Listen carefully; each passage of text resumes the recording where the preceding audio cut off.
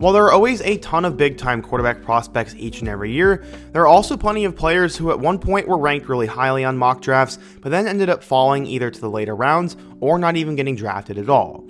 Those are the kind of players I want to spotlight today. Today we're going to go through 8 quarterbacks who at one point were supposed to be franchise players, but ultimately either fell to the later rounds or were not drafted at all. We got 8 really good examples, but before we get started, if you're a big fan of college football, be sure to subscribe to the channel, leave a like if you didn't support today's video, and let me know what player, team, topic, or situation I can cover next. Now let's get started and talk about 8 big-time quarterback prospects you forgot existed. Okay, so the first guy we're going to talk about is Luke Falk. Luke was born in Logan, Utah, and after spending a couple years in California, moved back to his hometown to play high school football, where he broke Utah state records for passing attempts and completions his senior year, and signed with head coach Mike Leach in Washington State as an unranked walk-on recruit in the class of 2013. He would end up redshirting in 2013 and spent 2014 as the backup quarterback behind Connor Halliday. But once Halliday got hurt, Luke got his first action in the last 3 games of the 2014 season. He threw for 1,900 yards, 13 touchdowns, and 7 picks, and went 1-2 as a starter. He'd be the starter for the 2015 season, helping lead Washington State to a 9-4 record by throwing for 4,561 yards, 38 touchdowns, and 8 picks. That year, he led the NCAA in passing and had a 69% completion percentage, which was the second best in the country. He was a starter again in 2016, but had a down year, throwing for 4,468 yards on 70% completions, but only 30 touchdowns and 11 picks, as the Cougars went 8-5 and lost the Holiday Bowl to Minnesota. Going into that 2017 season, Luke Falk was listed as a first-round pick on a lot of mock drafts, but ended up not living up to that same hype. He's also a potential Heisman candidate going into 2017, and with him being extremely accurate, the NFL wanted to get their hands on him. If he could keep up the same amount of production, he could end up going insane. Washington State had one of their best runs of all time to start the year, going 6-0 and even being ranked as high as number 8 in the country, but they'd lose 3 of their last 6 to finish at 9-3 and 3rd in the Pac-12 North behind Stanford and Washington. Luke had his worst season as a starting quarterback, throwing for 3,593 yards, 30 touchdowns, and 13 picks. He was invited to the Senior Bowl, but decided against going because of the funeral for his friend Tyler Herlinski was on the same day. He was considered one of the better draft prospects at the quarterback position his sophomore year, but after his junior and senior campaigns, he fell down draft boards quite a bit. He didn't really improve year to year, and he played in Mike Leach's air raid system, and he fell to the Titans in the 6th round of the 2018 NFL Draft. He didn't make it through preseason camp though, and was released before the start of the year. He ended up with the Dolphins as a backup in 2018, and then he had hurt his wrist and go on IR, and the Dolphins would end up cutting him in 2019. He then went back and forth between the active roster and practice squad for the New York Jets, and actually did get some action in 2019 after Trevor Siemian would get hurt, and he did well. He didn't do well in his next 2 starts though, and was cut before the end of the 2019 season, having thrown for 416 yards, no touchdowns, and 3 picks. He would then spend some time in the CFL before flaming out of football entirely by 2022. He's currently a college football offensive coordinator who recently left Northern Iowa before the start of the season. The next guy we need to talk about is Mason Rudolph. After a successful high school football career at Rock Hill High School in South Carolina, he became a 4-star recruit. Mason signed with Oklahoma State to play quarterback for Mike Gundy and the Cowboys in 2014, and he was thrown into game action his true freshman season in 2014 after the 2 quarterbacks in front of him got hurt. He played the last 3 games of the year, including their bowl win over Washington, throwing for 853 yards, 6 touchdowns, and 4 picks. He was named the starter for the 2015 season as a sophomore, and would help lead Oklahoma State to a 10-3 record in a bid to play Ole Miss in the Sugar Bowl. He ended up throwing for 3,770 yards, 21 touchdowns, and 9 picks, and the Cowboys had finished the year ranked number 20. He'd only get better the next season, throwing for 4,000 yards, 28 touchdowns, and 4 interceptions in 2016. OSU went 10-3, and they would beat Colorado in the Alamo Bowl to end the year at number 11 in the country. By the time he was a senior, he was getting hyped to be a top 10 pick. I saw one mock draft that had him at number 4 overall, but that would not end up happening. In 2017, Oklahoma State went 10-3, and he had his best season, throwing for 4,553 yards, 35 touchdowns, and 9 interceptions. Despite getting better, Mason was not picked in the 1st round, and he wasn't even picked in the 2nd round. He fell to Pittsburgh in the 3rd round, and a lot of that reasoning was because of his weaker arm and the offense he ran at Oklahoma State. He was brought in behind Ben Roethlisberger with the hope that he might be a good backup and eventual starter for the Steelers, and he got his first playing time quickly in week 2 of 2019 once Big Ben got hurt, and he was announced to be the starting quarterback the rest of the way through 2018. Just a few weeks later, though, he'd get a concussion, would have to sit out a few weeks, and Hodges had to get some time as the Steelers starter instead. Once he got back, he was involved with that crazy brawl with the Browns where Myles Garrett took his helmet off and hit him over the head with it, and he started to play worse after that. He had 8 starts in 2019, throwing for 1,700 yards and 13 touchdowns, but he had a crazy high 9 interceptions. He'd spot start a couple more times for the Steelers in 20 and 2021 before the Steelers tried to start him in 2022, but it didn't work, and he sat behind Mitch Trubisky and Kenny Pickett. He joined the Titans in 2024, and so far in his career, he's thrown for 3,100 yards, 19 touchdowns, and 11 picks, and he's 8-4-1 as a starter in the league. The third guy we need to talk about is Landry Jones. He might be one of the biggest busts on the list. After going to high school in Artesia, New Mexico, he was considered a 5-star prospect and the greatest recruit to ever come out of the state. He decided to commit to Oklahoma to play quarterback in 2008, where he was immediately the backup behind Sam Bradford. His redshirt freshman year in 2009, though, Bradford would go down with an injury in the opening game against BYU, leaving Landry as the starter. After struggling against BYU, he found his rhythm in Week 2 against Idaho State and in Week 3 against Tulsa. He then would start the next week against Miami before he struggled with a critical turnover and Miami won. Once Bradford was back, he was second string again, only coming in when Sam got hurt. He finished 2009 with 3,198 yards, 26 touchdowns, and 14 picks, and led Oklahoma to their first bowl win since 2005. In 2010, Oklahoma improved to 12-2 with Landry as the starter, winning the Big 12 championship over Nebraska and the Fiesta Bowl over UConn. Landry had his best college season, throwing for 4,718 yards with 38 touchdowns and 12 interceptions. He regressed in 2011, though, throwing for 4,463 yards, 29 touchdowns, and 15 picks, and Oklahoma fell to 10-3 with an Insight Bowl win over Iowa. But in 2012, as a senior, there was legitimate Heisman hype to his campaign, as Oklahoma was projected to be a national championship team, but he had a terrible game against eventual Big 12 champions Kansas State and lost to Johnny Manziel and Texas A&M in the Cotton Bowl. He'd end up falling to the 4th round of the 2013 NFL Draft, where he was picked up by the Pittsburgh Steelers to become the long-term backup after Charlie Batch retired.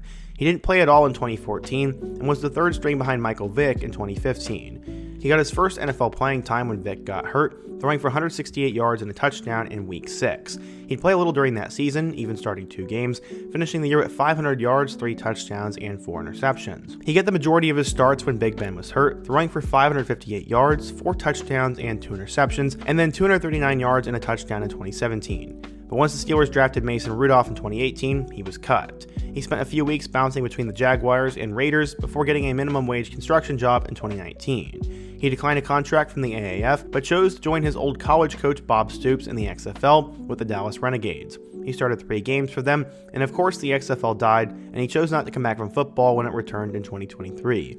He deserves his own video here at some point. The next guy is Carson Strong. He was considered a 3-star recruit coming out of the state of California, but didn't get a lot of scholarship offers because of a serious knee injury that kept him out his senior year. He signed with Nevada in the class of 2018, and that was because they were the only FBS team that offered him. He redshirted his true freshman year in 2018, but was named the starter as a redshirt freshman in 2019. His knee bothered him some, but he would start 10 of Nevada's 12 games, throwing for 2,300 yards, 11 touchdowns, and 7 picks, helping lead the Wolfpack to a 7-6 season and a loss to Ohio in the Potato Bowl. He came back his sophomore year and led the Wolfpack with a great 7-2 season. He threw for 2,800 yards, 27 touchdowns, and just 4 picks, and was the Mountain West Offensive Player of the Year. In 2021, he got some serious hype as one of the best quarterbacks in the draft, and one mock draft even had him going number 1 overall. This was because he had a cannon of an arm, but there were some concerns about him being able to stay healthy, considering his knee was pretty much shredded. It didn't matter on the field though, as he played in 12 games for the Pack, leading them to an 8-4 record, throwing for 4,200 yards with 36 touchdowns and 8 interceptions. He once again won the Mountain West Player of the Year, and he was a 2-time placer at that. Despite all of that draft type though, he had poor performances against teams like K-State and San Diego State, and some scouts thought he was an injury away from being a fraud. Especially since most of these yards went to receiver Romeo Doubs, he went undrafted in the 2022 draft and bounced around between the Eagles and Cardinals practice squads before flaming out of the NFL without playing a single snap. In 2023, he signed with the Michigan Panthers of the USFL to be their backup quarterback behind Shea Patterson, but didn't play since he was on IR the whole time. By the time the league merged with the XFL and became the UFL, he wasn't even listed as an available player on the Panthers roster, and he announced earlier this year that he was retiring from football due to knee issues at just 24 years old. He said, quote, "I even played scout team QB for Nevada last season to prove to myself if I could go for another shot at playing or not. The knee can't take no more ball." But that didn't mean he was done with football. He already started working as an offensive coordinator at a high school, and he's a private quarterbacks coach in Northern Nevada, and he was really happy to play the game. I remember all the legit Carson Strong top 10 pick hype, but sadly it flamed out, and most of that was due to his knee. The next guy is Jeremy Johnson. He was considered a lock to make the NFL coming out of high school, but just could not work out at the college or pro level. He was Alabama's Mr. Football after his senior year, as he threw for 3,200 yards and 31 touchdowns, and he committed to play for Coach Malzahn and the Auburn Tigers as a 4-star recruit in the class of 2012. You gotta remember, Auburn was coming off of a national championship with Cam Newton, and Auburn was considered a prime program. He started his college career at Auburn immediately, competing with Nick Marshall for the starting job in 2013, but after Marshall got hurt early on, Jeremy was the quarterback against Western Carolina and dominated through the air, throwing for 200 yards and 4 touchdowns. A couple weeks later, Marshall once again got hurt, and Jeremy stepped in to play QB against FAU, but spent most of that season as a backup and finished with 422 yards and 6 touchdowns. In 2014, Nick Marshall was supposed to be the starter, but he was suspended, leaving Jeremy as the starter against Arkansas. He went off, throwing for 243 yards and 2 touchdowns in the first half, but Auburn went back to Nick after the suspension was over, and Jeremy didn't start another game. He ended up throwing for 436 yards, 3 touchdowns, and no picks. Going into that 2015 season, Jeremy Johnson was listed as a potential first-round pick and a Heisman candidate, but he would instantly struggle as he threw 3 interceptions in a close win over Louisville and then 2 more against FCS-level Jacksonville State. He was benched by the end of Week 3, throwing more interceptions than touchdowns, and his career would never be the same after that. He finished 2015 with 1,000 yards, 10 touchdowns, and 7 picks, and was the backup again in 2016, throwing for 300 yards, a touchdown, and 2 picks. Despite the way his college career ended, he was still considered a good project quarterback due to his size at 6'4" and his athleticism. He spent rookie minicamp with the Giants in 2017, and even tried to play professional basketball that offseason. But that didn't work, and he spent some time in the Arena League and in the CFL, and then was back to the Arena League in 2019, and in 2020 he joined the Mexican Football League, where he's been ever since then. He's honestly been the best quarterback in that league, and he's won multiple MVP awards since joining the league in 2020, and he's led his team to 2 straight league championships and 2 perfect seasons. Funny how that all worked out for him. The next guy on the list is Davis Webb. He was a great high school quarterback coming out of Prosper, Texas, and was considered a 4-star quarterback recruit when he signed with Texas Tech in 2013. He shared spot duties his freshman year at Baker Mayfield, and in his first career start against Iowa State, he threw for 415 yards and 3 touchdowns, and in his second game against West Virginia, he threw for 462 yards and 2 touchdowns, making him Texas Tech's best true freshman quarterback in history. But after he struggled against K-State, Baker returned to the starting job in Lubbock, and Webb ended up finishing the season with 2,718 yards, 20 touchdowns, and 9 interceptions, helping Tech go 8-5 and win the Holiday Bowl over Arizona State. Baker then transferred out for the 2014 season, leaving Davis as the starter going into the year, and since Tech was getting national championship hype from ESPN before the season started, he started gaining Heisman hype. But the Raiders fell apart and finished the year at 4-8, and Davis only played in 8 games before hurting his ankle and getting replaced by some true freshman named Patrick Mahomes. Webb had 2,500 yards, 24 touchdowns, and 13 picks. Mahomes had a grasp on the starting job for 2015, so Davis was second string. He only played in 5 games as a backup, throwing for 300 yards and 2 touchdowns before he intended to transfer. After originally planning on transferring to Colorado, he changed his mind and ended up at Cal for the 2016 season. At Cal, he set multiple single-season records there as he threw for 4,295 yards, 37 touchdowns, and 12 picks, but the Golden Bears finished at 5-7 and didn't make a bowl game. Despite that, he was invited to the Senior Bowl, where he was named the game's MVP and was considered a bit of a dark horse quarterback prospect at the 2017 draft.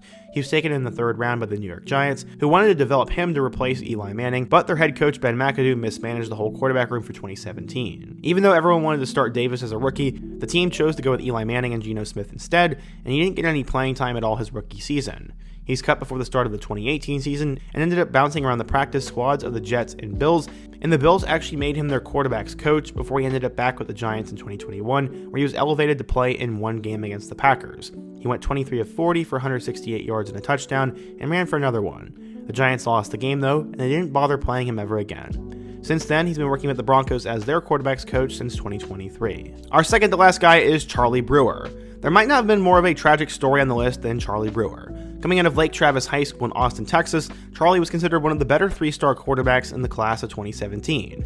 He came from a family of good quarterbacks, as his dad, uncle, and grandfather were all quarterbacks for the Longhorns, and his brother played for Texas Tech and Virginia Tech, so everyone thought he'd be the same when he signed with Baylor in 2017 after flipping from SMU.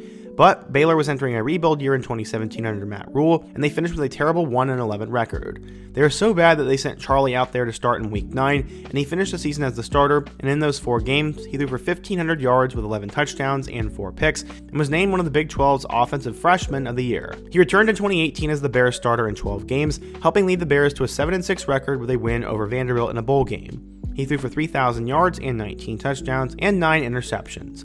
Baylor was back to being one of the more competitive teams in the conference in 2019, going 11-3 and losing the Big 12 championship game to Oklahoma and the Sugar Bowl to Georgia.